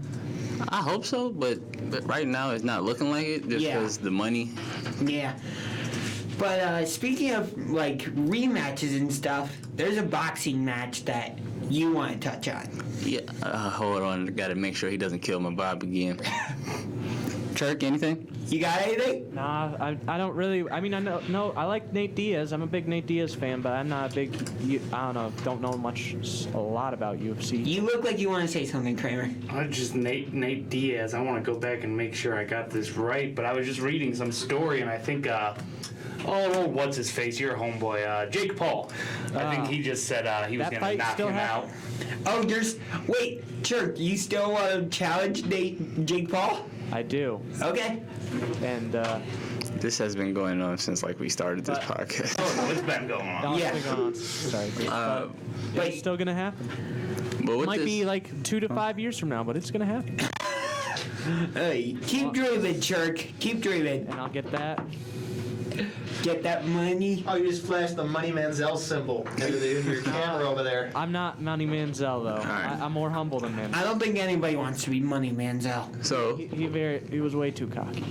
So with the boxing ring. With the trilogy fight between Wilder and Fury coming up next month, I'm kind of happy that this is happening. One, because I just want to see them fight. Yeah. It was a very long stare down they had yesterday. It was 5 minutes and 40 seconds of just staring at each other. You could feel the animosity through your phone. But one thing, I've been following Wilder for a few years, and he's expressed that he wants a body on his record. So he wants the... What do you mean a body? Yeah, what do you mean? He wants the pleasure of killing someone in the ring. And that he was hinting. What? Yeah, you heard that right. I don't want to repeat. Like he wants to do an Ivan Drago? Well, that's like a common prison slang too. Whenever people say they have a body, that usually means you murdered somebody. Huh. He wants Ivan Drago. Chur coming coming through the Ivan Drago reference where I can get to it. So he expressed it. He was talking about it. He said he doesn't want to talk about it too much, but everybody that's been following me, they knows what I want coming out of this trilogy. In my head, I was like, whoa, okay. But I'm excited just to see where it goes. Tyson Fury said he's trying to get up to 300 pounds to just go for a knockout clean. Yeah, I mean, I'm somewhat excited for the trilogy. I watched the second fight. I did not watch the first. Mm-hmm. But in that second fight, Fury just... So you tore him up. Yeah. First fight was it was iffy because Fury had it, but then Wilder had 2 knockdowns, and I feel that Wilder won the first one, Fury won the second one, and it should be 1-1. I can't give you a definitive opinion about the first fight. I'd have to go back and watch it. But from what I've seen, like people were talking about how Tyson Fury got up. I think it was from the second knockdown. Yeah. But there's an excuse from Wilder that just boggles my mind. He said following the second fight that his legs were shaky because his costume weighed like 40 pounds. And I'm like, dude, did you try it on the day before you made the walk? It was that actually made me mad because he said it was 40 pounds. He said he tried it on the day before. He knew it was heavy and he still walked out with it. At that point, I would either just not wear it, take some of it off, but he said it was already just supposed to happen. He was supposed to wear it. But it's not that long of a walk from where he was to the ring. So. Right. Wasn't there another story similar to this, like a couple years ago, about someone that was wearing too much stuff? I believe so. I don't remember who it was, though. Yeah, that sounds familiar. Was it McGregor? No, I don't think it was McGregor. I don't think it was Conor. If anybody knows, they can definitely drop it in the comments. But when I think of Wilder, all I think of is just that big right hand, kind of similar to Tyron Woodley. Yeah, that's pretty much all. Well, that's pretty much all he was. I don't know if he's been fine-tuning his skills lately, but I hope he has, so he could showcase more than just that walk around, hunt you down with that right hand this whole fight. Right. But I'm thinking this is going to be a good fight. I want it to be a good fight because we don't see trilogies that often. Before, especially in boxing, I follow boxing loosely. If there's a big fight, I'll watch it. I watched Lomachenko against Lopez, for example. I would say I'm more of a UFC type guy, not because it's people beating each other up, but because of all the techniques the fighters use. You have Muay Thai, you have Jiu-Jitsu, submission, kickboxers, strikers. There was sumo wrestling back in the day, unlimited weight classes. Sumo wrestling. No, they used to have unlimited weight classes back in the day. They did. I remember that. Yeah, they did. With Hoist Gracie would beat them all. Yeah, I just feel this is gonna be good to watch because I feel like both are hunting for a knockout, so it's gonna be just very entertaining and. I like that it's heavyweight too. Yeah, that's what I was gonna say. Heavyweights, you don't really see a lot of trilogies. You don't really see trilogies that much, like you said. I think the last time I've seen somebody go back and forth with somebody was Pacquiao, and that was it. The last one I can remember in UFC is recent, Stipe and Cormier. And you're about to get ready for Conor and Dustin. So. Yeah. So, and the only one I can remember before Stipe and Cormier was Dillashaw. I'm sorry. Cormier and Jones? No. Cruz and Faber. But yeah, this should be fun coming up. Yep. You said you had something about wrestling. Yeah. WWE's last pay-per-view in the Thunderdome is this Sunday. It is called Hell in a Cell. So it's an okay card. It's Drew McIntyre against Bobby Lashley inside Hell in a Cell. Then you got Roman Reigns against Rey Mysterio, which, yes, he is still wrestling. What day is this happening? Sunday. Okay, because the day right before that is 619.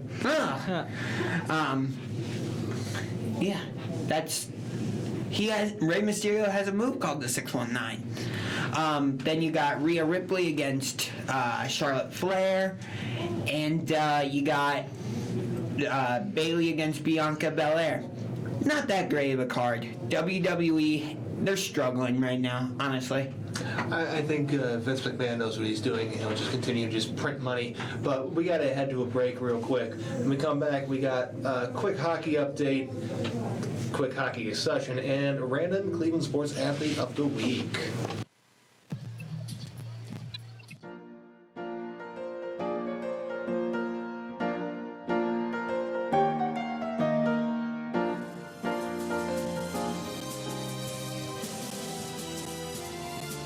My name It may be is hard to Lola. believe, but people just like And we are back here on So What's the Catch on All Sports Cleveland. And we got a little bit of a quick Stanley Cup playoff update. Josh, take it away. That is right. Tonight is Montreal against Vegas, Game 2. The Vegas Golden Knights lead that series 1-0. Vegas. Go Knights, go! Oh, wait. So our team beat your team? The Avalanche aren't actually my team, but in this particular case, yes. So our team beat your team? Yes. Okay. Yes. Yeah. Vegas, baby, Vegas. Yes, I would love to see Vegas win. And then last night, the Tampa Bay Lightning evened up their series against the New York Islanders at 1 game apiece. Go Islanders. Quick clarification, usually we have this round is the conference finals. However, because of the division realignments, there is no conference finals. It's just Stanley Cup semifinals. Winner of these two series meet for Lord Stanley in the Stanley Cup final. I am so excited to see the Vegas Golden Knights take on the New York Islanders in the Stanley Cup Finals. I would love to see that because it means we get a new champion. Now, before we exit hockey, hypothetically, let's say the Monsters did not exist. Okay. If Cleveland got an NHL team, do you think they would survive? And B, would you support them? Well, I can answer this real quick. No, then yes. Huh? No, they wouldn't survive, but yes, I would support them. Okay. Same. So what were the Lumberjacks back in the 90s? They were the IHLs, not the AHL. Cleveland had a Because I remember that failed. Yeah, Cleveland had a brief attempt at the NHL with the Barons, but they folded or they merged with the Minnesota North Stars and became the Dallas Stars. Well, I remember the Lumberjacks. I have a Lumberjack puck at home. I actually saw one of their games in the 90s, but I stick with what James said. There's just no chance. Let's be honest here. Let's look at the top teams in town, and it pretty much the fandom attendance for those games. It pretty much follows the popularity of each sport. So it's Browns, Cavs, then Indians. Then if you would add the fourth tier sport to the city, they would get even less attendance than the Indians. Okay, fair enough. I would love to see an NHL team here because I would instantly become a fan. You can always drive to Columbus. Yeah, Columbus is 2 hours away. I consider them to be my hometown team. Mm-hmm. So I'll play hypothetical on your hypothetical. Let's say Columbus didn't exist. Okay. I wish that was real. That would make Let's say the Blue Jackets. I would be a Penguins fan. Let's say the Blue Jackets didn't exist. Do you think a Cleveland NHL team would have a chance? Because I would still say no. I would say yes, actually. Cincinnati doesn't have a team? No. Oh, I thought they did. Nope.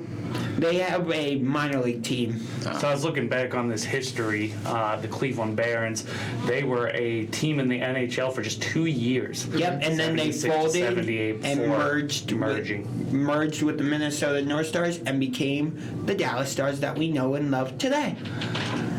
But I don't feel like it would fare any better now. See, I feel like Cleveland's in a bit of a black hole when it comes to the NHL because right now you have Columbus, which is like 2 hours south of us. Then you have Pittsburgh, that's 2 hours to the east. You have Detroit, although the Red Wings are not very good right now, but they're like, 2 or 3 hours north of us? They're a legacy franchise. Yeah. Indiana have a team? No. No. They have a minor league team called the Indianapolis Fuel, and they're a minor league affiliate of the Chicago Blackhawks, who are 6 hours to the west of us. But anyways, I think what it comes down to is that Cleveland is, even if the Blue Jackets weren't a team, they're too close to Pittsburgh and Detroit to support their own NHL team. Because you have fans of the Penguins and you also have fans of the Red Wings in this area. It wouldn't work. That's why when you see those expansion teams, they put them in places where there is not another team. Yeah. That's why places like Vegas was able to grow so quickly. I mean, people always think of the Strip in Vegas, but there was a very large just population of people that live there. So, one other thing. Well, I love looking at like these obscure topics that people don't always talk about. And when I go to like Monsters games, for example, obviously you're going to see Blue Jackets fans. And you're going to see fans of the away team. But I also see fans of other teams. Like I've seen St. Louis Blues fans. I've seen Boston Bruins fans. I've seen Avalanche fans, although that would make sense because the Monsters used to be affiliated with the Avalanche.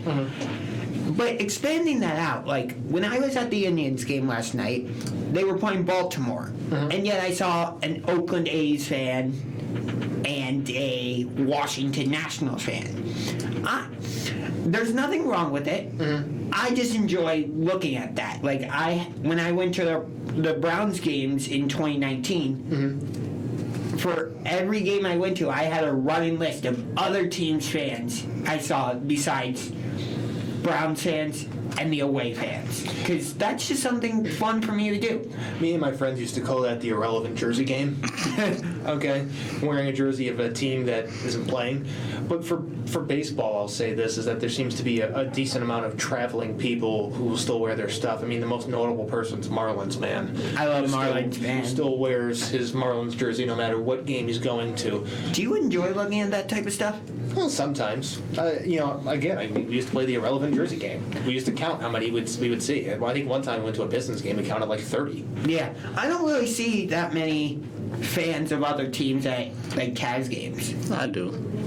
I always get a mix of like, all right, he has a Cavs jersey, and then like 5 jerseys later, it's nothing to do with the Cavs or the team they're playing. I think one time I saw an Ottawa Senators fan at a Browns game, and I'm thinking, you're at completely the wrong sport because the Senators are a hockey team. All right, so that's going to bring us to the random Cleveland Athlete of the Week. All right, I think I got a good one. I have a backup already just in case. Chirk? Just in case Chirk goes on a run again. All right. Okay, we're going to start it off this way. What sport? Yeah, what sport? It is football. Football, okay. It is football.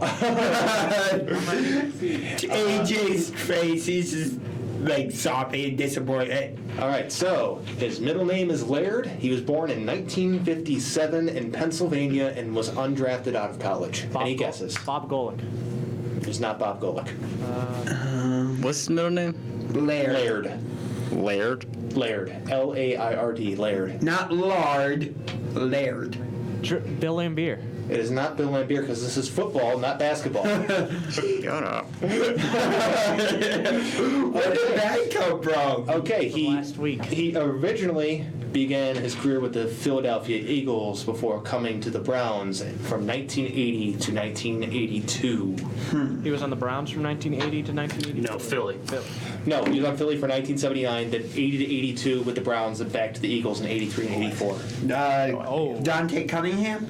No. He only played 4 NFL seasons. He did not appear with the Eagles his first time around. He started a total of he started a career 4 games in the NFL, all with the Browns, played 25 with the Browns. I don't think I'm going to get this. I'm not either. I'm going to keep going, don't worry. Shortly after his career ended, he began his coaching career at age 28 under Marty Schottenheimer with the Browns. Not Bill Belichick. John Gruden. It's not John Gruden. His coaching career kept him in Cleveland from 1985 to 1988 before he became the defensive coordinator of the Kansas City Chiefs in 89 and 91. That should start watching football more. I should start watching. Jacked up? No, not jacked up. I should start watching more historical football. Yeah, this is the 1980s. This is a tough one. Yeah. It's hard. I'm gonna just start Googling random things in my off days. This recent pieces of information is the way you're going to get this answer. He started his coaching career then. In 19... He began as a coach in 1992 as a head coach. I'm not going to reveal the team yet because that will give away the answer. He has a head coaching record of 149, 90, and 1. Don Shula. It is not Don Shula. Rex Ryan. What was that? Not Rex Ryan. No, not Rex Ryan. His coaching career ended in 2006, and he Bill Cowher. There you go, Bill Cowher. Okay. Oh wow. Yeah. 2006 is what gave it away for me. I never would have thought. Bill Cowher from the Browns. Yeah, Bill Cowher played for the Browns. Did not know who that was. That's the head coach of the Steelers. Yep, he won the Super Bowl 40, one of the more controversial Super Bowls, I will say. And that Super Bowl was rigged, and everybody knows it. Yep. Wait, yeah, that one? Yep, Seahawks. again. The Seahawks won that. Yeah. The Seahawks would have won that game. That game was rigged, and I'll tell you why it's rigged. Jerome Bettis, anyone know where Jerome Bettis is from? Detroit, yeah. Where was that game played? Detroit. And that was his final game. It was in front of his family at his hometown. Yep. Detroit. So so the big question here is, if it wasn't rigged, would Sean Alexander be a Hall of Famer? I don't know. Let me look up his... He was a beast back in the day. I will say, even though we're Browns fans and we're supposed to dislike the Steelers, I respect the heck out of the Steelers. They've only had, what, like 3 head coaches in 50-something years. 50-something years. The Rooneys are great owners. They have 6 Super Bowl rings. All the interactions I've had with Steelers fans have been fantastic. All the interactions I've had with Steelers fans have been terrible. That's another thing I enjoy doing is, like, talking with opposing fans. Well, if we're gonna touch on this for a second, like you're like glossing over it. The reason people don't like the Steelers is because all these reasons. Because we are right next to them, and we've had to live in the shadow of all this. Because they're in our division, and we've had to get beat by them over and over again. Because they're close to us, and there's so many people around Ohio who are fair weather friends. Because the Ohio team isn't good, so what do? They root for the Pittsburgh Steelers. Right. Yeah, I get that. Real quick, I gotta mention one thing, then we gotta head to a break. My time living in Michigan is funny because the Lions were so bad they were looking for another team to root for, right? Steelers. So that it was the Steelers, and here's their lines of thinking. I want to root for a team, but it can't be an NFC team. I want to root for a team that's around my area. Oh, I'll just pick the Steelers. Jerome Bettis is from Detroit, and he played for the Steelers. Ultimate bandwagon. That's how Detroit was. But we gotta head to a break. When we come back, Josh has a message to the Browns and Indians, and Jeremy is bringing back his quiz. And we got the Berserker of the Week, as always. And we have the Pet Peeve of the Week. It may be hard to believe, but people just like you are.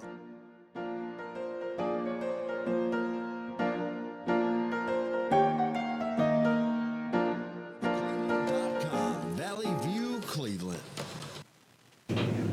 And we are back for the final segment of So What's the Catch? This has been a fun Wednesday afternoon. This has been one of my favorite episodes we've done. Yeah. I'm just cold. There's always a freezer here. You got a sweatshirt on, man. I am cold. I don't know why. But we're going to kick off this segment with Josh and his message to the Browns and Indians. So, yeah, this is relevant because I went to the Indians game last night, and I'm going again tonight. I'm going to get kind of personal here. I have Asperger's, which means I'm on the mild end, lower end, I should say, of the autism spectrum. So, for me, that means a few things. Number one, I can be hypersensitive, so, like, when you say, like, some things to me, I'm not always going to be able to differentiate whether, like, you're saying it in a serious way or if you're joking. But in this particular case, I do not like loud noises like pyrotechnics and stuff like that. So for several years, when I've gone to Indians games at Progressive Field, I've had major anxiety because they use fireworks in game. And now the Browns have recently started doing that. I love going to Indians games. I love going to Browns games. I don't want to have to sit in fear about what if they score a touchdown? What if they hit a home run? What if the Indians win? I don't want to have to leave my seat or, sit there shaking in my boots. So this is a request to the Cleveland Indians and to the Cleveland Browns. Stop using fireworks and all pyrotechnics during games, because it's not just me that's dealing with this. There are other people, whether they're on the autism spectrum or not, who I guarantee have the same fear. I know there's sensitivity rooms, but come on. The pyrotechnics don't add anything to the game. I want to be able to just sit down, enjoy the game, have a great time with my friends, not have to worry about, what if the Indians hit a home run? What if the Browns score a touchdown? Stop with the fireworks. All pyrotechnics. I would just push back that how long has pyrotechnics been a major thing in baseball? Have you been seeing it pretty much your entire life? Yep. So I know this is a problem that's probably been brought up before because it's been that long, and if they haven't stopped yet, I don't ever see them stopping. I want them to stop so bad. I mean, does wearing earplugs help at all? Yeah, but I still get major anxiety about it. I've gotten better with some aspects, like the Cavs intro I've gotten better with, but that's also because I know when the Cavs intro is happening. Yeah, that's what I was about to say. I know something that could help is when you see the process of the firework going off, it's a whole different thing. I just versus I just want them to stop the pyrotechnics. I've even tried writing a letter to the Haslams that they didn't actually receive it, but it would just make my life and so many other people's lives a lot easier. Because I consider myself a pretty big sports fan. I want to be able to just enjoy the game. I don't want to have to sit in fear. I don't want to have to sit in anxiety. Stop with the pyrotechnics. All right, then. Jeremy, you have your quiz? Yes, I do, and I wanted to change the point of this quiz because Scoop over here is such a quiz guy, man. He jumped in on our show last night, and was still winning without even, he just showed up out of nowhere and started winning quizzes. So trivia games have never been a strength of mine. Trivia. I got some trivia. This is supposedly hard trivia. I kind of feel like this was a jib for being hard. I feel like he's going to blow through this. Are we on this one? No, okay. So my whole goal on this one is to I want to get a trivia where James gets at least half wrong, okay, or more. And I'm going to give the question, give James a chance to answer it. If he can't answer it, anybody else can steal. All right. So NBA trivia, this is supposed to be hard. We shall see. The 1996 Bulls set the regular season win total record of 72. Which team broke this record? The 2016 Golden State Warriors, 73. Hey, this isn't for you. You didn't give him a chance to answer. But you knew I would have got that one. Yeah. So that's just from that first question, I feel like that was very easy. All of us would have gotten that. That's a layup. And they say these were the hard ones. Okay. Who was the first foreign player to be drafted #1 overall? Ooh. See, some of these are a little harder. First foreign player. This is the NBA? It's the NBA. All of these are NBA questions. Yeah. Michael Thompson from the Bahamas. Oh wow. Yep. Which NBA team sent 4 players to the All-Star game in 2015? I think I know this one. James, do you have it? 2015. Ugh. The Atlanta Hawks. I wasn't going to get it. It is the Atlanta Hawks. Yeah, it was Atlanta. Yeah. That was the year they had the top seed in the Eastern Conference and then got swept by us. So this has been a pretty good start. Okay, yeah. What rookie played an instrumental role in the Houston Rockets title run in 1994? Oh, I know this one, I think. Rookie, 94, Houston Rockets. Chirk looks like he's ready to steal this one. This is You can't answer. Let James answer first. Sam Cassell. That is correct. what? I thought it was Big Shot Bob. Sam Cassell. No. Which Sam. two teams participated in the 2004 Malice at the Palace? Pacers, Pistons. Yep. We already talked about this today. NBA All-Star Jermaine O'Neal spent most of his career with the Indiana Pacers, but which team drafted him in 1996? Ooh. Oh, I know this one. Yeah, I think I know this one. 96. He was drafted by. Oh, I was getting annoyed by this too. Portland. You are correct. Yep. Which year did the this has got to be an intro, three-point shot, which year did it get introduced to the NBA?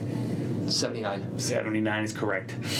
Which musical artist, I'm not even, this is the dumbest question. Which musical artist sold his ownership share in the Brooklyn Nets in 2013? Jay-Z.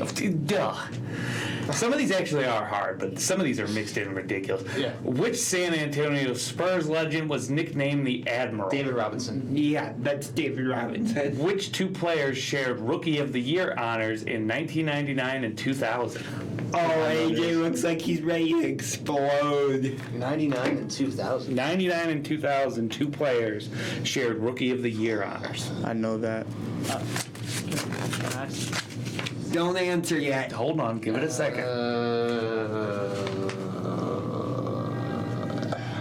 Crap. Tim Duncan, Elton Brandon. No. Kid and Grant. Kid and Grant. No, it's the Stevie Franchise and Elton Brand. Steve Francis and Stevie Franchise. I thought Kid and Grant was the only one. Steve Francis and Elton I Brand. got half of it. Chirk got the steal. He's the What'd you fran- say? He's I always said known Tim as the Duncan and Elton franchise. Brand. Oh. Who was the first overall pick in the 1983 draft?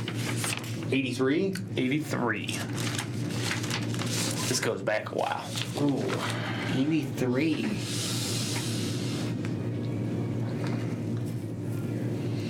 I don't see anybody going to steal this one. Sam Bowie. It is any steals before I? Wayne Tinsdale. Ralph Sampson. Ralph Sampson. You said Sam Bowie, the 84. Who is the only player in Remember. NBA history to have 3 sons play in the league? Only player to have 3 sons play in the league? Only player in NBA history to have 3 of his sons play in the league. Not the Phoenix Suns. No, sons as in children. I'm trying to think. 3 sons. Can't think if there's another Barry brother because there's John and Brent Barry. I think. It is another one of those. There's another Barry brother. You said, who did you say? John and Brent. Their dad's Rick Barry. You guys got it between the two of you. It's Rick Barry. It is Rick Barry. I knew it was His Rick Barry. sons Brent, John, and Drew. I didn't know there was Drew. I know there's the Holiday brothers now with John. These were 3 though. Their dad didn't play though. Yeah. Who is the first player in NBA history to play in 1,000 straight games successfully? Successfully playing 1,000 straight. I don't know. Bill Russell. AC Green. AC Green. Wow. When I got that. Dwayne Wade spent most of his career with the Heat. What is the first team he signed with? I know this one. First team he signed with. First team of Dwayne Wade. Oh, I know So meaning first team he signed with was the Heat. But after he left. After he was left? Chicago. I'm sorry, what is the first team he signed with when he left? Chicago. Yeah, the Chicago Bulls. Chicago Bulls. Yeah. Which player tore his ACL twice but won the MVP award in the 2010 and 11 season? This one's another real easy one. Oh. Oh. Derrick Rose. Yeah, don't overthink it. When you said it, I thought it was like he did it in that same season. Yeah. I'm like, that's After the 2015 Olympics, which player had been on the U.S. team a record number of times? After 2015. After the 2015 Olympics, which player was on the U.S. team a record number of times? Kobe Bryant. Actually, no. Oh. Any other steals? Carmelo. Mello. It is Melo. Yeah. 4 times. 16, 12, 8, and 4. Kobe must have skipped a couple. I would think he would have. Which year was Michael Jordan's signature shoe first released? 1984. 1984. And which NBA player was nicknamed Chocolate Thunder? Oh, I know that. I know that one. Daryl. I know this. Yeah. Daryl Dawkins. That was Rest in peace, by the way. To I Daryl did Dawkins. just add that up quickly, and he beat it by like 1 point. So he did get over 50%. King of trivia. It was close though. A couple of those were tough. So we'll be coming back next week and we'll try again. Yeah. A couple of those were tough. We got the Berserker of the Week still. Come on, Berserkers. Okay, who's your berserker? All right. So the Berserker of the Week goes to Oh, we got a drum roll? the man, the myth, the legend. Someone you don't want to cross the bridge with, I guess. Oh my God. And I think it'll be a few miles. Or Mikhail. Came back. We got bridges. Taking them to the Western Conference Final. I knew where he was going when he said you don't want to cross the bridge. I knew where he was going. Okay. You don't want to cross any bridges because he'll shoot a three-pointer late in the game. And I guess that leads to my segment, which is Pet Peeve of the Week, which this might be the final time. I don't know. Does anybody have any other pet peeves? Not today. Okay. Well, yeah, I do today. It's him. Okay, this one's going to sound kind of stupid, but I'm going to go with it anyway. I get nervous when teams go empty backfield. So that's my pet peeve, when teams go empty backfield. Because it's like, you're playing, like, you know those neon, like, open signs for, like, restaurants and stuff? Yeah. I feel like when you go empty backfield, it's like putting one of those signs above your quarterback, but instead of it saying open, it says hit me. Well, if you have the right quarterback, it's not an issue. You have someone like Brady or Rodgers or Mahomes or Lamar Jackson, it's not an issue. You have somebody like Baker Mayfield, on the other hand, that's a different story. I thought he was about to say Baker too for a second. That'd be the cherry on top. But, I mean, if it's one of those guys, they're either good enough and smart enough and quick enough to make a play, or they're able to do something with their legs. So it's not really an issue. I just always get a little bit nervous. Like, why do you not have protection? Like, you know. And it usually works out, but still, I don't. Oh, hear me out real quick. Let's say you're the Ravens. You go empty backfield with Lamar Jackson. Know what you just successfully did? You have cleared out a path for him to run right up the middle. It's a snap and run. It's a direct snap, direct go. Yeah, there are pros and cons to it. It just depends on the quarterback, depends on the situation. Yep. But for me, it's like playing a hit me. I got a question for Mr. Church. Hasn't Mikael been like Berserker of the Week already? How are you gonna keep doing this? Yeah, wait. All right. So, You gotta okay, in change your- that case, the Berserker of the Week, he was the Berserker of the Week last time. Yeah, I exactly. think he's Berserker of the Week 3 times so far. At least. You just keep Then giving in it to that the same case, person. Devin Booker. Okay. Okay, see, he actually did stuff. I feel like Church just comes off with this off the top of his head, and then by the time he leaves the room, he forgot who he picked. Yeah, I think next week is definitely gonna be Mikael Bridges again. Well, unless if he hits clutch shots, then he I might be mean, again. my theory is that he forgets to do it all week. Remembers Berserker of the Week, oh crap, I gotta think of somebody. I'll just make Mikael Bridges again. No one's gonna know. No one's gonna know. So definitely make sure to tune in next week when Mikael Bridges will be the Berserker of the Week. And the record 4th time in a row. LeBron just slammed the NBA's short offseason. Yay! Peace out, Berserkers. Right on. See you, Max Nation.